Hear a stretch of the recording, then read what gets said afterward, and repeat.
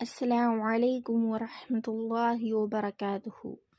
اللهم انفعنا بما علمتنا وعلمنا ما ينفعنا وزدنا علما. اللهم ربنا زدنا علما. اللهم ربنا زدنا علما. اللهم ربنا زدنا علما يا رب العالمين. الحمد لله رب العالمين. சரி, அல்ஹம்துலில்லாஹ். நம்ம லாஸ்ட் கிளாஸில் அல் குர்ஆன் ஓதும் போது கடைப்பிடிக்க வேண்டிய ஒழுக்கங்கள் பற்றி அல்ஹம்துலில்லாஹ் லாஸ்ட் கிளாஸ்லேயே பார்த்துட்டோம். இதில் ஒரு 12 பாயிண்ட்ஸ் இருந்துச்சு, அதையும் பார்த்து முடிச்சிட்டோம். ஸோ இன்றைக்கி லெசன் 2 நியூ லெசன் பார்க்க போகிறோம். எதை பற்றி அப்படின்னா அல் ஹுரூஃபுல் ஹிஜாஇய்ய, அரபு எழுத்துக்களை பற்றி பார்க்க போகிறோம். இதை பார்க்குறதுக்கு முன்னாடி நம்ம முதல்ல எப்படி அரபி எழுத்துக்களை உச்சரித்திருந்தோம், தஜ்வீத் இல்லாமல் உச்சரித்திருந்தோம். எப்படின்னா அலீஃப், பே, தே, சே அந்த மாதிரி. ஸோ அந்த மாதிரி அது உச்சரித்திருந்தோம்ல, அந்த மொழி என்ன அப்படின்னா உருது மொழியில் நம்ம உச்சரித்திருந்தோம். உருது மொழியில் உச்சரித்து ஓதிட்டு இருந்தோம். ஸோ அது தப்பு. ஸோ அந்த மாதிரி நம்ம உச்சரித்து ஓதக்கூடாது. தஜ்வீத் முறைப்படி வந்துச்சு அப்படின்னா அரபு மொழியில் தான் உச்சரிக்கணும். ஏன்னா அல்லாஹ் குர்ஆனை எதில் இறக்கினா, அரபு மொழியில் தான் இறக்குனான். ஸோ அதில் நம்ம உருதுவை கொண்டு வரக்கூடாது. தஜ்வீத் தெரியாதவங்க நிறைய பேர் இன்னமும் அதே மாதிரி தான் படிச்சுட்டு இருக்காங்க, உருது மொழியில் படிச்சுட்டு இருக்காங்க. ஸோ அந்த மாதிரி நம்ம படிக்கக்கூடாது. தஜ்வீத் முறையில் சரியான முறையில் நம்ம படிக்கணும் இன்ஷா அல்லாஹ். இப்போ இதில் பாருங்கள், அரபி எழுத்துக்கள் எப்படி சரியான முறையில் ஓதணும் அப்படின்னு சொல்லியிருக்காங்க. இப்போ இங்கே என்ன இருக்குது, ஒரு சார்ட் இருக்கா. இந்த சார்ட்டில் அலீஃப் இருக்குது. அலீஃப், ப, த, ச, ஜீம், ஹ அந்த மாதிரி யா வரைக்கும் இருக்குது இந்த ஃபுல் பாக்ஸில். இந்த ஃபுல் பாக்ஸில் பிளாக் கலர் பெருசாக எழுதியிருக்காங்க அலீஃப், ப, த.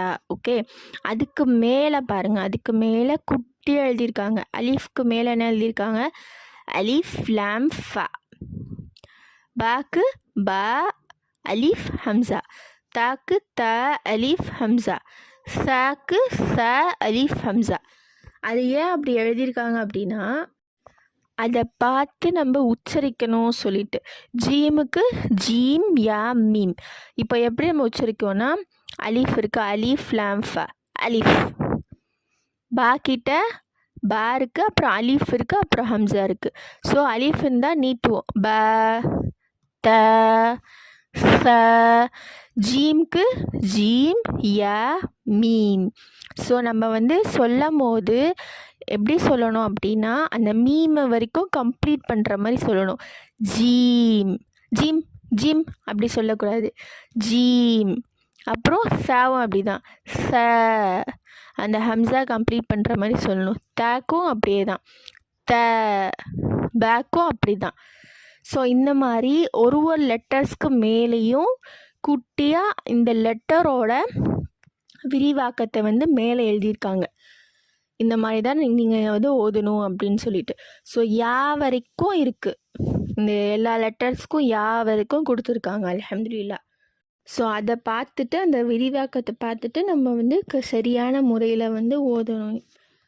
சரி, நெக்ஸ்ட் அது கீழே அரபு மொழியில் மொத்தம் 28 எழுத்துக்கள் உள்ளன. ஏன் 28 எழுத்துக்கள் அப்படின்னு சொல்கிறாங்கன்னா இந்த அலீஃபும் அப்புறம் இங்கே லாஸ்ட்டாக ஹம்சா வரும். ஓகே, அந்த அலீஃபும் ஹம்சாவும் ஒரே எழுத்து தான். இப்போது அது நம்ம பின்னாடி பார்ப்போம். ஸோ அதனால் என்ன செய்கிறாங்க அப்படின்னா அந்த ஹம்சாவை விட்டுட்டு 29 சொல்லாமல் 28 எழுத்துக்கள் அப்படின்னு சொல்லிட்டு அரபி எழுத்துக்கள் இருக்குதுன்னு சொல்கிறாங்க.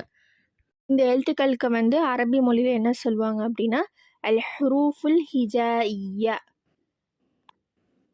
அப்புறம் மேலுள்ள அட்டவணையில் எழுத்துக்களின் வடிவமும் அவற்றின் உச்சரிப்பில் காணப்படும் எழுத்துக்களின் பெயர்களும் இடம்பெறுகின்றன. என்ன சொல்கிறாங்க, இந்த மேலே இருக்க சார்ட்டில் அந்த லெட்டர்ஸோட வடிவம், ஷேப்ஸு, ஒரு லெட்டருக்கு ஒரு ஷேப்பு. அதே மாதிரி அந்த டாட்ஸு, அது இருக்கும், மாற்றி மாற்றி இருக்கும். அப்புறம் வந்து அதை கரெக்டாக ஓதுறதுக்கு மேலே வந்து விரிவாக்கத்தை கொடுத்துருக்காங்க, எப்படி உச்சரிக்கணும் அப்படின்னு சொல்லிட்டு பேர் கொடுத்துருக்காங்க அப்படின்னு சொல்லிட்டு கீழே சொல்கிறாங்க. இந்த 3rd பாயிண்ட். அதுக்கு அடுத்தது வந்து நெக்ஸ்ட் பேஜில் என்ன கொடுத்துருக்காங்கன்னா ப த ச எழுத்துக்களின் வடிவம். இப்போ வந்து இந்த 3 எழுத்துக்கள் ப த ச இந்த 3த்துக்கும் ஒரே ஷேப்பு தான் வரும். சைடில் வந்து 2 சி மாதிரி போட்டுட்டு நடுவில் ஒரு லைனு. ஸோ எழுதிட்டு இந்த பேக்கும் அப்படியே இது ஷேப்பு தான் வரும், தேக்கு வரும், சேக்கு வரும். இந்த மாதிரி எழுதிட்டு ஆனால் வந்து டாட்ஸ் நொக்தா அது மட்டும் வந்து மாறும். பேக்கு வந்து கீழே வச்சுருப்பாங்க, தேக்கு மேலே, சேக்கும் மேலே. ஆனால் பேக்கு வந்து ஒரு டாட் தான் வரும், தேக்கு 2 டாட்ஸ், சேக்கு 3 டாட்ஸ். ஸோ அந்த மாதிரி இதோட ஷேப்பு ஒன்றா சேமாக இருக்குது, ஆனால் டாட்ஸ் வந்து வேறு வேறு மாதிரி இருக்குது. ஏன் அப்படின்னா அந்த லெட்டர்ஸை வந்து தனித்துவப்படுத்துறதுக்காக அந்த மாதிரி கொடுத்துருக்காங்க. இப்போ எல்லாத்துக்கும் வந்து ஒரே மாதிரி கொடுத்துட்டாங்க அப்படின்னா ஒரே மாதிரி தான் ப்ரொனவுன்ஸ் பண்ண முடியும். ஸோ அதை மாற்றி மாற்றி கொடுத்தா தான் இதுக்கு வந்து பே சொல்லணும், இதுக்கு த சொல்லணும், அந்த மாதிரி வரும். நெக்ஸ்ட்டு வந்து சீன் ப த எழுத்துக்களின் பெயர்கள் விரிவாக்கம். இது வந்து சீன் இருக்குது. இப்போது சீனுக்கு மேலே என்ன கொடுத்துருக்காங்க, சீன் ய நூன். அந்த சாட்டில் சொல்கிறேன்னா சீன் ய நூன். அப்போ வந்து ஃபஸ்ட்டு ஸ்டார்ட் ஆகிறது வந்து அந்த லெட்டரோட ஃபுல் விரிவாக்கம் வந்து ஃபஸ்ட்டு சீனு, அப்புறம் எண்டிங் வந்து நூனு. அப்போ நீங்கள் ஓதும் போதும் சீன் அந்த நூன் சவுண்ட் கேட்கணும். ஷீன் ஓதும் போது ஷீன். ஏன்னா அதுக்கு மேலே வந்து அந்த லெட்டரோட ஃபுல் விரிவாக்கத்தை கொடுத்தனால அது எப்படி அந்த விரிவாக்கம் இருக்கோ அதை பார்த்துட்டு நம்ம வந்து ஓதணும், கீழே இருக்கிறத பார்த்து ஓதக்கூடாது. இப்போ வந்து ஜ இருக்குது, ஜ சி அப்படி ஓதக்கூடாது. ஜ கிட்ட அலீஃப் இருக்குது, ஸோ நீட்டணும். சீன் கிட்ட நூன், ஸ்டார்டிங்கில் வந்து சீன், எண்டிங்கில் நூன். ஷீனுக்கும் ஸ்டார்டிங்கில் ஷீன், எண்டிங்கில் நூன்ல. ஸோ சீன் ஷீன். ஸோ பாருங்கள், நான் ப்ரொனவுன்ஸ் பண்ணும்போது கரெக்டாக எப்படி சீனில் ஸ்டார்ட் பண்ணுறேன், எண்ட் பண்ணும்போது நூனில் ஸ்டார்ட் பண்ணுறேன். ஸோ அதுதான் வந்து கரெக்டான மெத்தட். நெக்ஸ்ட்டு வந்து அதுதான் சொல்கிறாங்க. நெக்ஸ்ட்டு வந்து இந்த 28 எழுத்துக்களும் உச்சரிப்பில் சத்தத்தை கொண்டு எழுத்துக்கள் ஆகும். இந்த 28 எழுத்துக்களுக்கும் ஒரு உச்சரிப்பு இருக்குது, ஒரு சத்தம் இருக்குது அப்படின்னு சொல்லிட்டு. நெக்ஸ்ட்டு மேலுள்ள அட்டவணையில் காணப்படுகின்ற அலீஃபில் ஹரக்கத் ஏதும் இருந்தால் அதை ஹம்சாவாக உச்சரிக்க வேண்டும். அலீஃப் மேலே ஹரக்கத்தை வந்தால் அதை வந்து ஹம்சாவாக உச்சரிக்கணும். ஸோ இங்கே உதாரணம் எக்ஸாம்பிள் கூட கொடுத்துருக்காங்க. இப்போது அலீஃப் இருக்குது, நான் ஆல்ரெடி வந்து ஃபஸ்ட்டே சொன்னல அலீஃபும் ஹம்சாவும் ஒரே லெட்டர் தான். ஸோ இங்கேயும் அப்படி தான். இப்போ அலீஃப் இருக்குது, அலீஃப்க்கு மேலே ஹம்சா இருக்குது, நெக்ஸ்ட்டு ஃபத்ஹா இருக்குது. அது வந்து 4 பேட்டர்னில் கொடுத்துருக்காங்க. ஃபத்ஹாவில் கொடுத்துருக்காங்க, கஸ்ராவில் கொடுத்துருக்காங்க, பொம்மையில் கொடுத்துருக்காங்க. அப்புறம் சுக்கூன். ஃபத்ஹானா ஜபர், கஸ்ரானா ஜேர், பொம்மைனா பேஷ், அப்புறம் சுக்கூன் வந்து தெரியும். ஸோ இந்த மாதிரி 4 பேட்டர்னில் கொடுத்துருக்காங்க. ஆனால் இந்த 4 பேட்டர்ன்லேயும் அலீஃப் ஒன்றா தான் இருக்குது. ஆனால் அதுக்கு மேலே ஃபத்ஹா வந்தால் மேலே ஹம்சா, கெஸ்ரா வந்தால் கீழே ஹம்சா, பொம்மா வந்தால் மேலே ஹம்சா, சுக்கூனுக்கும் மேலே, அந்த மாதிரி மாற்றி மாற்றி கொடுத்துருக்காங்க. ஸோ ஃபத்ஹா வந்துச்சுன்னா இப்போ வந்து நம்ம எப்படி ப்ரொனவுன்ஸ் பண்ணுவோம் அப்படின்னா, கீழே அலீஃப் இருக்குல்ல, மேலே ஹம்சா இருக்குது. ஸோ இங்கே வந்து என்ன செய்யணும் அப்படின்னா, அலீஃப்க்கு மேலே ஹம்சாவோ இல்லை கீழேயோ வருதோ, கீழே இல்லை மேலே வரும்போது நம்ம வந்து அந்த ஹம்சாவை தான் படிப்போம், அந்த அலீஃபை படிக்க மாட்டோம். இப்போ இங்கேயும் அக்குன், அஹுன், இக்வத்துன், உஜாஜுன், கசுன், இங்கே எல்லாத்துலேயும் நான் வந்து ஹம்சா வச்சு தான் படித்தேன். அஹுன் ஃபத்ஹா வச்சு அஹுன், இஹ்வத்துன், உஜாஜுன், கசுன். இங்கேயும் அந்த சுக்கூன் இருக்கனால அங்கே வந்து ஜர்க்கு தான் கொடுக்கணும். சுன் படிக்கலை, ஏன்னா அலீஃப் அங்கே நான் ப்ரொனவுன்ஸ் பண்ணலை, உச்சரிக்கலை. சுன் படிக்கலை. அப்புறம் ஊ ஹம்சா தம்மா ஊ அதுதான் படித்தேனா. அலீஃப் தம்மா ஊ அந்த ஊ படிக்கலை. ஸோ இந்த மாதிரி அலீஃப்க்கு மேலே ஹம்சா வரும்போது நீங்கள் வந்து ஹம்சாவை தான் உச்சரிக்கணும் அப்படின்னு சொல்லிட்டு இந்த எக்ஸாம்பிள்ஸ் வந்து கொடுத்துருக்காங்க. அலிஃபின் மீது ஹரக்கா எதுவும் இல்லாமல், இப்போ வந்து அலிஃப்க்கு மேலே எந்த ஒரு ஃபத்ஹா கஸ்ரா தும்மா எதுவுமே இல்லாமல் அதுக்கு முன்னாடி வந்து ஃபத்ஹா பெற்ற எழுத்து இருந்தால் அலிஃபை மத்து நீட்டலுக்கு உள்ள துணை எழுத்தாக உச்சரிக்க வேண்டும். அப்போது அந்த அலிஃபின் மேல் அல்லது கீழ் ஹம்சா எழுதப்படாது. இப்போ இதில் வந்து எக்ஸாம்பிள் கொடுத்துருக்காங்க. என்ன அப்படின்னா, இப்போ இங்கே பே இருக்கா, இப்போ பேல வந்து பே இருக்குது, அப்புறம் அலீஃப் இருக்குது, பக்கத்துலேயே ஜாயின் பண்ணியிருக்கு. ஸோ இந்த அலீஃப்க்கு மேலே ஒரு ஹரக்கத்தும் இல்லை, ஆனால் அதுக்கு முன்னாடி பே இருக்குது. அந்த பேக்கு என்ன கொடுத்துருக்காங்க, ஃபத்ஹா கொடுத்துருக்காங்க.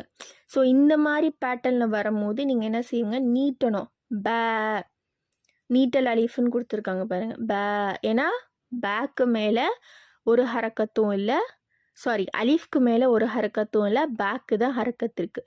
அந்த அலீஃப் எதுக்கு வருதுன்னா நம்ம நீட்டுறதுக்காக அதை யூஸ் பண்ணிக்கிறோம்.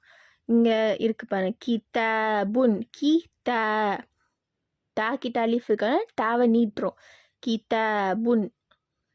இந்த மாதிரி தான் எக்ஸாம்பிள் கொடுத்துருக்காங்க. நெக்ஸ்ட் அரபு எழுத்துக்களின் எழுத்து வடிவங்கள்.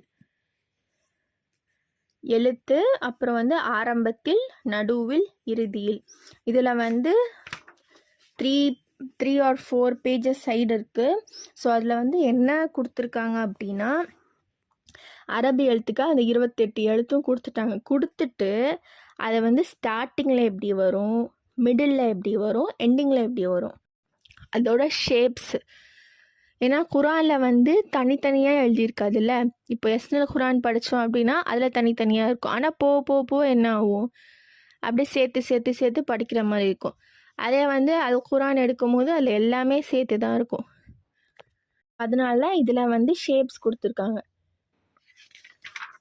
3 சைட்ஸ் இருக்குது அந்த ஷேப்ஸு. அதை பார்த்து நம்ம தெரிஞ்சுக்கணும், இந்த மாதிரி இருக்குது. இப்போ லேமுக்கு லேம் ஃபஸ்ட்டு ஃபுல்லாக இருக்குது, அப்புறம் ஹாஃப், அப்புறம் மிடில், அப்புறம் எண்டில், அந்த மாதிரி. நெக்ஸ்ட்டு வந்து நம்ம பார்த்தது வந்து இந்த எழுத்துக்கள், இந்த 28 லெட்டர்ஸும் வந்து ஜாயின் பண்ணி எழுதலாம், குரான் எழுதியிருக்கோம் அப்படின்னு சொல்லிட்டு பார்த்தோம். ஆனால் வந்து அந்த 28 லெட்டர்ஸ்லேயே வந்து ஒரு 7 லெட்டர்ஸ் வந்து ஜாயின் பண்ண முடியாது. பாருங்க, குறிப்பெண் போட்டு கொடுத்துருக்கு பாருங்க. வார்த்தைகளில் இணைத்து எழுத முடியாத எழுத்துக்கள் கீழே கொடுக்கப்பட்டுள்ளன. அந்த எழுத்துக்களை அடுத்து வரும் எழுத்துடன் இணைத்து எழுத முடியாது. இந்த 7 லெட்டர்ஸை வந்து வேற எந்த லெட்டர்ஸ் கூடயும் சேர்த்து எழுத முடியாது. நடுவில் வந்தாலும் சரி, ஏன்னா நடுவில் வந்தால் தான் நம்ம சேர்த்து எழுதுவோம். ஸ்டார்டிங்லேயும் சேர்த்துக்கலாம், எண்டிங்லேயும் சேர்த்துக்கலாம். நடுவில் தான் வந்து இந்த லெட்டர்ஸ் வந்து சேர்க்க முடியாது.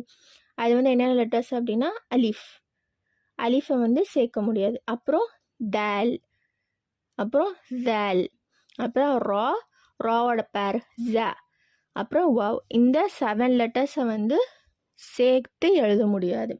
அதுக்கு கீழே வந்து எக்ஸாம்பிளும் கொடுத்துருக்காங்க. மத்தஹூஹும், இங்கே ஜால் இருக்குது, இந்த ஜாலும் இந்த வாவும் சேரல பாருங்க. அப்புறம் இன்னா இலா ரப்பக, இங்கே அலிஃபும் சேரல. மின் அஹ்லில் கிதாபி, இங்கேயும் அலிஃப், அந்த அந்த அலிஃப் சேரல.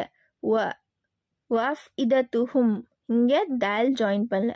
வயன்ஹப, இங்கே தால் ஜாயின் பண்ணல. அரதிக்கும், இங்கே ரா, அப்புறம் இங்கே ஜ, உன்சில, நூதிய, இங்கே வாவ். இந்த மாதிரி 7 லெட்டர்ஸும் வந்து ஜாயிண்ட் ஆகாமல் இருக்குது. நடுவில் வந்து மிடில் மட்டும் அது ஜாயின் பண்ண முடியாது. ஸோ அந்த 7 லெட்டர்ஸை. அரபி எழுத்துக்களை பற்றி அல்ஹம்துலில்லாஹ் பார்த்து முடிச்சிட்டோம். இப்போ வந்து அரபி எண்கள், நம்பர்ஸ், அரபிக் நம்பர்ஸை பற்றி பார்க்க போகிறோம். அல் அர்காமுல் அரபியா, அரபு எண்களின் எழுத்து வடிவங்களை அறிவதன் மூலம் குர்ஆன் வசனத்தை எண்களை அடையாளம் கண்டு கொள்ளலாம். இதை வந்து நம்ம Arabic letters okay, Arabic letters வந்து மஸ்ட் நம்ம படிச்சு தான் ஆகணும். ஏன்னா குரான் அப்போ தான் வந்து சரியான முறையில் ஓத முடியும்.